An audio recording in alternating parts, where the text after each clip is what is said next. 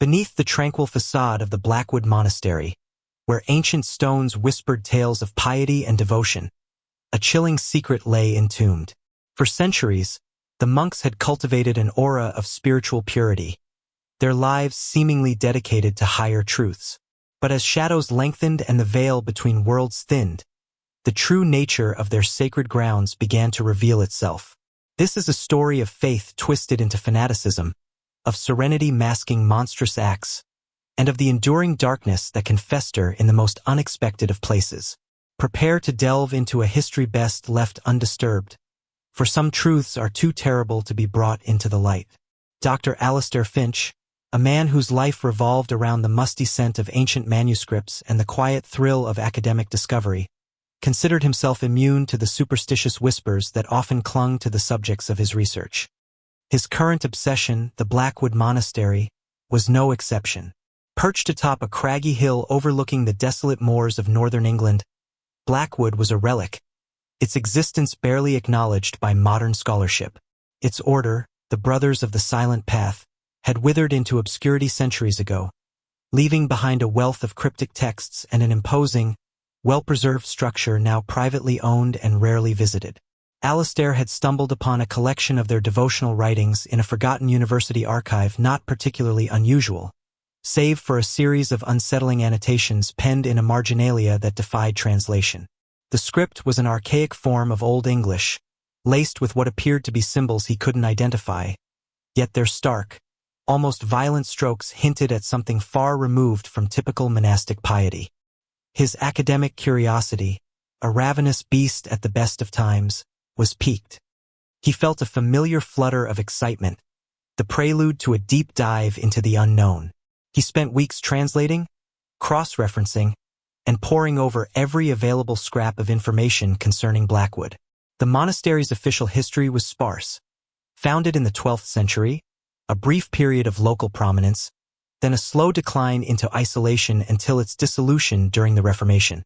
Nothing to suggest anything out of the ordinary, no scandals, no great figures, just a quiet fading.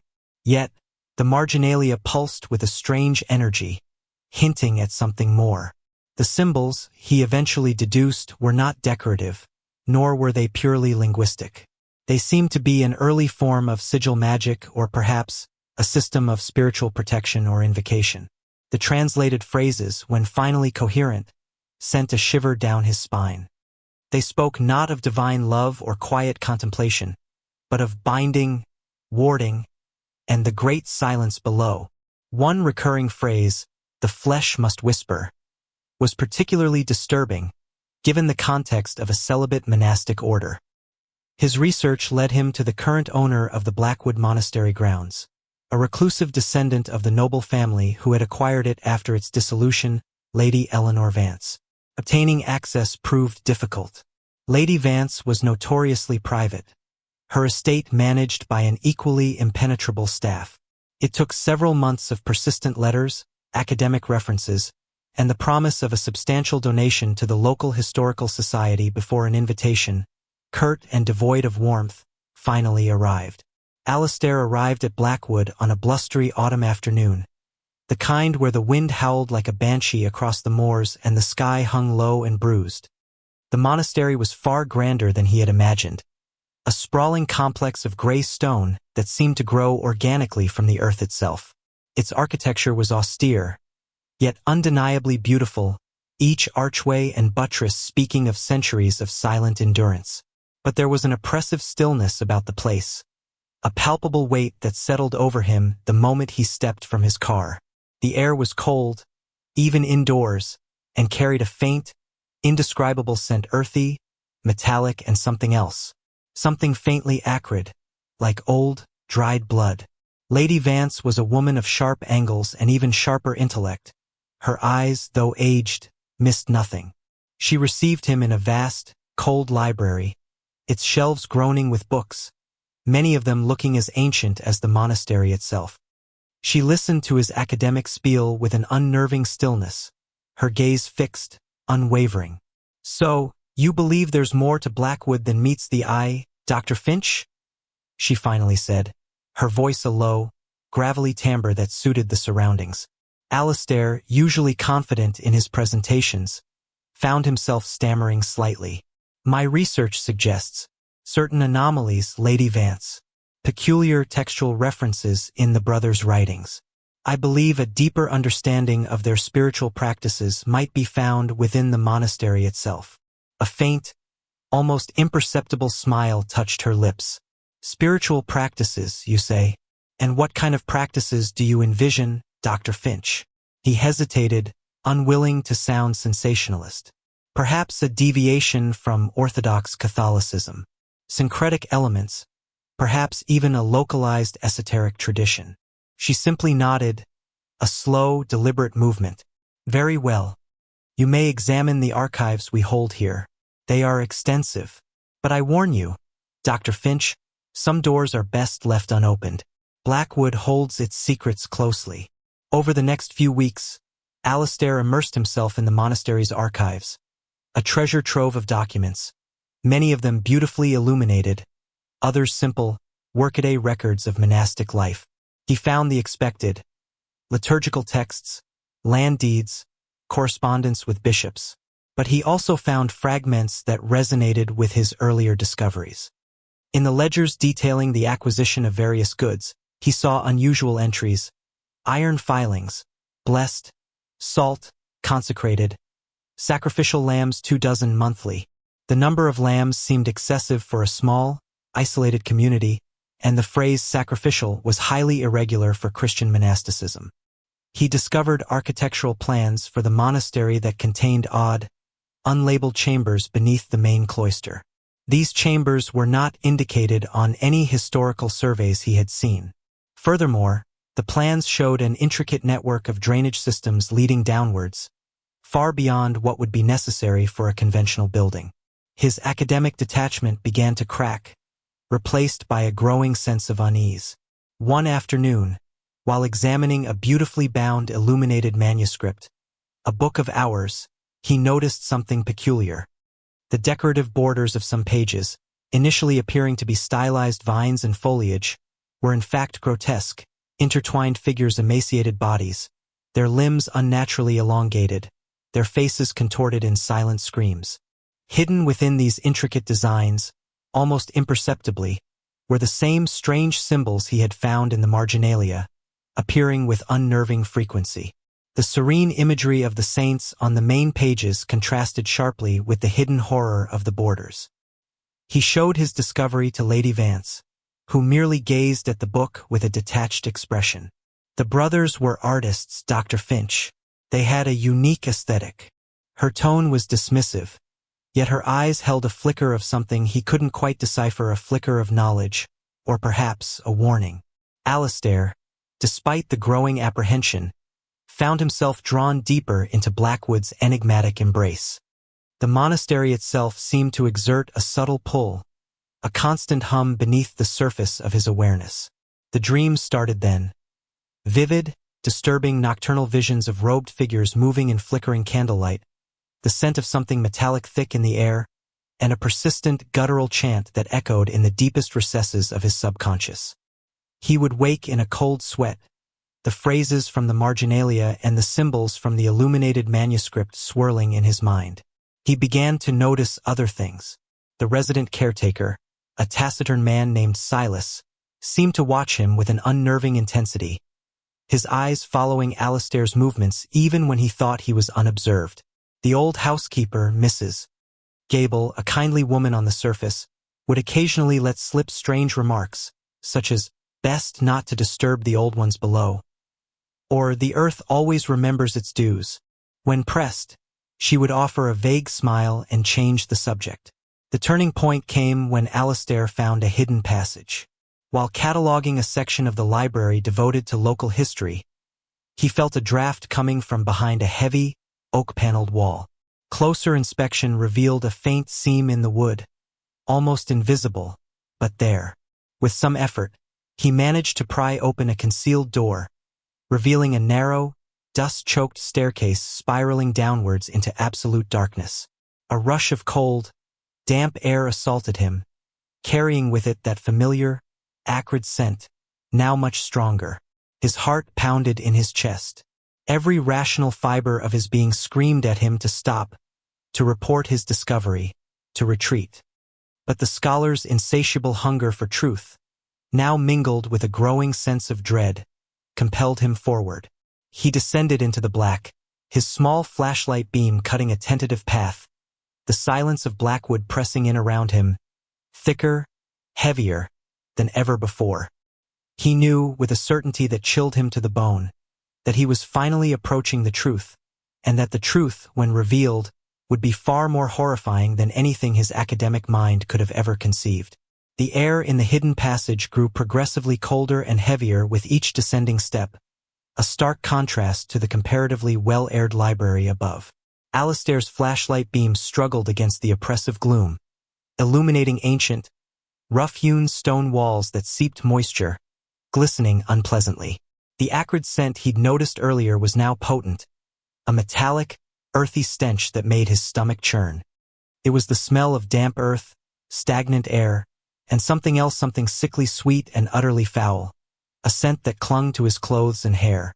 The spiral staircase eventually opened into a vast, unlit chamber. Alistair swept his flashlight around, his breath catching in his throat. This was no ordinary cellar. The ceiling was high, vaulted, supported by massive stone pillars that disappeared into the darkness above. The floor was uneven, paved with flagstones that shifted under his weight, covered in a thick layer of dust and what looked suspiciously like dried, dark stains. Along the walls, he saw recesses, each containing what appeared to be stone sarcophagi. Not the ornate, sculpted tombs of saints or nobles, but crude, unadorned boxes, their lids heavy and plain. There were dozens of them, stretching into the gloom, suggesting a vast underground burial site, a catacomb. Yet this wasn't mentioned in any record of Blackwood. Monasteries typically buried their dead in consecrated ground, or in crypts beneath the main church, not in a hidden chamber like this. He approached the nearest sarcophagus, his heart thudding against his ribs. The air around it felt colder, somehow. A faint scratching sound echoed from deeper within the catacombs, a scuttling that made the hairs on his arms stand on end. He dismissed it as rats, a common inhabitant of such places, but the sound was too rhythmic, too deliberate. Summoning his courage, Alistair ran his hand over the cold stone of the sarcophagus. Felt rough, unpolished. On the lid, etched deeply into the stone, was one of the recurring symbols he had seen in the brothers' marginalia, a stylized, elongated figure, its head bowed, surrounded by smaller, intricate lines that seemed to writhe like tendrils. It was a disturbing image, utterly devoid of any traditional Christian symbolism. He moved to another sarcophagus, then another. Each bore the same unsettling symbol, etched with precision. A chilling thought began to form in his mind. These were not merely graves. They were something else entirely. The phrase, "the flesh must whisper," echoed in his memory, a sinister counterpoint to the absolute silence of the underground chamber. As he ventured deeper, the chamber branched into smaller passages, creating a labyrinth. The air grew thicker, almost suffocating. He noticed strange carvings on the walls here, not just the symbols, but bas-reliefs depicting scenes that made his blood run cold. They showed robed figures, unmistakably the brothers of the Silent Path, engaged in what looked like rituals. Their faces were obscured by deep cowls, but their postures were unmistakable supplicatory, yet also domineering. The figures they were interacting with, however, were not human. They were vaguely humanoid, but emaciated, with elongated limbs and vacant, sunken eyes, their forms almost merging with the stone itself. One carving depicted such a creature, bound with heavy chains, being fed what appeared to be a dark, viscous liquid from a chalice held by a robed monk. Alistair felt a rising nausea. This was beyond esoteric deviation. This was something monstrous. He was witnessing evidence of a cult, not a monastic order, and their practices were far from spiritual contemplation. The implications of sacrificial lambs and the great silence below now took on a terrifying new meaning. He then saw it. In a particularly dark alcove, partially obscured by a fallen section of masonry, lay an open sarcophagus. He shone his light inside. It was empty, but for a layer of dried, crumbling organic matter at the bottom, and a few small, oddly shaped bone fragments. Humanoid, but not quite. The fragments were too delicate, too elongated to be typical human remains. A wave of dizziness washed over him. He stumbled back, colliding with a cold stone pillar. The faint scratching sound from earlier returned, closer now, accompanied by a soft, almost imperceptible shuffling. He whirled around, flashlight beam darting into the darkness.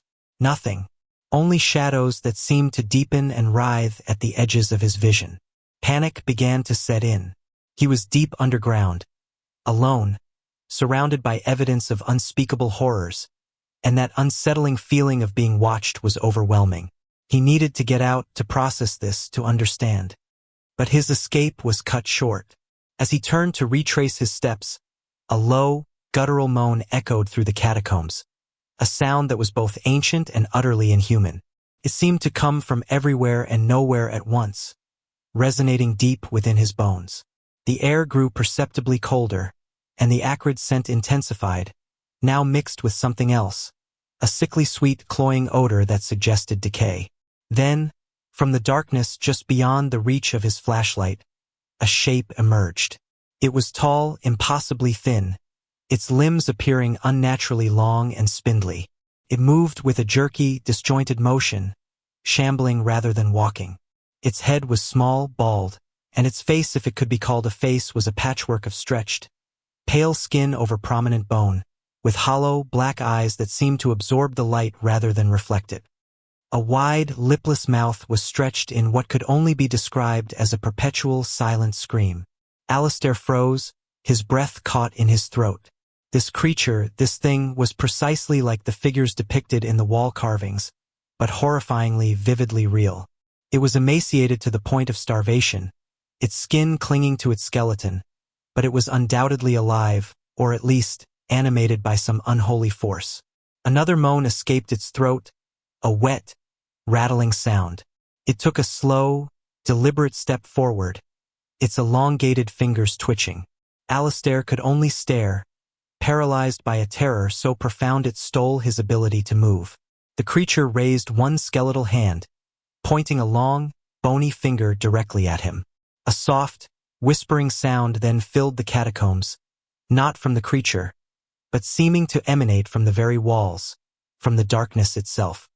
It was a chorus of faint, dry voices, overlapping and indistinct, like sand rustling in the wind, yet forming words in his mind. The flesh must whisper. He has returned. The offering. Our due. The whispering intensified, invading his thoughts, echoing the horrific phrases he had translated. The creature took another step, closer now. The black pits of its eyes seemed to bore into his very soul. With a surge of adrenaline, Alistair finally broke free of his paralysis. He let out a strangled cry, a sound of pure terror, and turned to flee. He scrambled back the way he had come, his flashlight beam bouncing wildly, casting grotesque, fleeting shadows on the walls. He didn't look back, but he could hear it, the shuffling, the dragging, the soft, guttural moans now punctuated by a dry, rasping breath. It was pursuing him. He fumbled through the darkness, desperate to find the hidden staircase, his mind screaming. He burst through the concealed door, slammed it shut behind him with a frantic push, and frantically began to pile ancient furniture against it, his hands shaking so violently he could barely move the heavy objects. He collapsed against the now secured door, panting, sobbing, the acrid smell and the haunting whispers still clinging to him. He was no longer just a scholar. He was a witness. He had found Blackwood's secret, and the secret had found him. The serene mansion above was merely a tombstone for the horror festering beneath. He knew with absolute certainty that he had to tell someone to expose this ancient evil. But who would believe him? And how could he escape a place that was built not just to contain, but to feed what lay beneath? He suddenly understood Lady Vance's warning, her detached gaze, her knowing smile. She wasn't just aware of the secrets, she was part of them. As Alex cautiously descended the creaking staircase into the monastery's basement, a foreboding chill seeped into his bones. The faint light of flickering torches barely illuminated the space, casting grotesque shadows along the rough-hewn stone walls. What lay before him was no ordinary storage room. It was a labyrinthine network of cold, oppressive chambers, each more sinister than the last. The air was thick with the scent of damp stone, sweat, and something faintly metallic that set his nerves on edge. In the first chamber, Alex's eyes widened in horror. Iron-barred cells lined the walls, each one holding trembling figures whose faces were etched with terror. The captives whispered in hoarse voices, their eyes darting in panic as Alex approached. One of them, his heart nearly stopping, was his own younger brother, slumped against the cold floor, pale and shaking. The walls of this holding cell were covered in strange, cryptic drawings depicting grotesque punishments, twisted forms of human suffering, and symbols that seemed both ritualistic and maddeningly intricate. The imagery was meticulous, a visual diary of cruelty, each line etched with deliberate care and cold obsession. Further down the torchlit corridors, another room revealed a horrifying altar of perversion. A stone table, stained and scarred by centuries of use, surrounded by racks of archaic surgical instruments and rusted implements of torment. Axes, hooks, and serrated blades were arranged with a chilling precision, their purpose unmistakable. The faint glint of metal in the torchlight sent a shiver down Alex's spine, and he realized that these tools had been wielded not just for control, but as instruments of calculated torment and sadistic experimentation. Amid the chaos, Alex's eyes caught a worn, leather-bound notebook resting on a pedestal in the corner. Trembling, he approached and began to flip through its pages. Tobias's meticulous handwriting sprawled across every sheet, chronicling every atrocity with a dispassionate, almost scholarly precision. Names, dates of capture, the psychological states of victims, methods of confinement, and the intricate rituals employed to break both body and spirit, everything was documented in horrifying detail. Tobias had not merely imprisoned his victims. He had reduced them to subjects in a living experiment, instruments in his twisted quest for ultimate enlightenment. Each page reeked of obsession and megalomania, revealing a man who believed that the suffering of others could somehow elevate him beyond human frailty. Alex's stomach turned as he realized the full scope of the depravity. Tobias's goal was not simple domination or revenge. It was an unrelenting pursuit of power through anguish, a belief that true enlightenment could only be achieved by orchestrating pain and suffering. Every drawing on the walls, every notation in the journal, every carefully maintained file of captives reflected a mind consumed by madness, a soul detached from empathy, and a monstrous intelligence that had operated in the shadows for years. In that moment, Alex understood the depth of the nightmare that had unfolded beneath the monastery's serene exterior. The place that outsiders had admired for its tranquility and wisdom concealed a labyrinth of terror, a temple where obsession, cruelty, and ritual merged into one. Each corridor whispered the echoes of suffering, each cell and instrument a testament to the lengths Tobias would go to achieve his perverse goals. The basement was no longer a hidden part of the monastery. It was the beating heart of its darkness, a place where faith had been twisted into obsession and devotion corrupted into a mechanism of torment. Alex's resolve hardened. He knew he had to act swiftly to save the captives and expose Tobias's atrocities to the world. But even as he formulated a plan, a creeping dread settled in his chest. The horror he had uncovered was only the beginning. The notebook hinted at deeper rituals, darker schemes, and perhaps victims yet undiscovered. The monastery, a symbol of peace by day, was a cavern of unthinkable suffering beneath the surface, and Alex realized that confronting Tobias would demand courage beyond anything he had ever known. Alex knew that confronting Tobias alone was impossible. The weight of fear and desperation pressed on him as he fled the shadowed corridors of the monastery, each step echoing in his mind like a drumbeat of impending doom. He returned to town, lungs burning, heart pounding, carrying with him the horrifying evidence of Tobias's crimes, objects, documents, and first-hand accounts that painted a picture of evil hidden beneath the guise of holiness. At the police station, Alex laid everything out before the detectives, his hands trembling as he spoke, his voice a mix of urgency and disbelief. At first, the officers hesitated. Tobias was revered throughout the town, a figure of calm wisdom, a man whose teachings and gentle demeanor had inspired generations. How could someone so venerated be capable of such atrocities? Murmurs of doubt spread through the station as officers exchanged uneasy glances. But the evidence Alex presented was unrelenting. Detailed notes, photographs, eyewitness testimonies, and the chilling patterns of Tobias's manipulations left no room for skepticism. Gradually, disbelief gave way to grim determination. A tactical team was assembled, armed and ready, and they approached the monastery under the cover of darkness. The air was thick with tension, the fog curling around the ancient stone walls like ghostly fingers. Every step toward the heavy wooden doors of the monastery felt like a descent into the very heart of evil itself. Alex's pulse raced with each footfall, the memory of Tobias's cold, calculating gaze etched into his mind. When the doors were finally breached, the illusion of peace shattered instantly. The silence of centuries gave way to chaos, the echo of shouted orders, the clatter of equipment, the rapid footsteps of officers moving through the halls. Dust rose in clouds as light from flashlights cut through the dim interior, illuminating the sacred yet now desecrated chambers. Tobias did not resist. He stood perfectly still, a statuesque figure of calm, his hands folded, his expression eerily composed.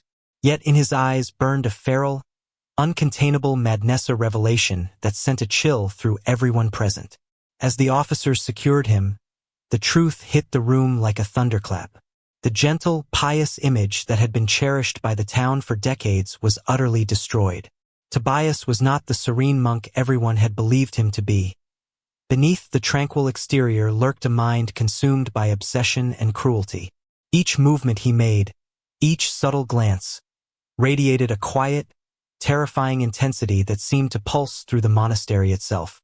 For Alex, witnessing Tobias being led away in handcuffs was a mixture of relief and horror.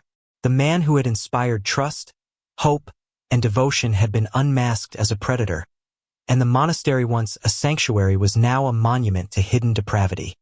The confrontation was over, but the scars it left, both on the town and on Alex himself, would linger indefinitely.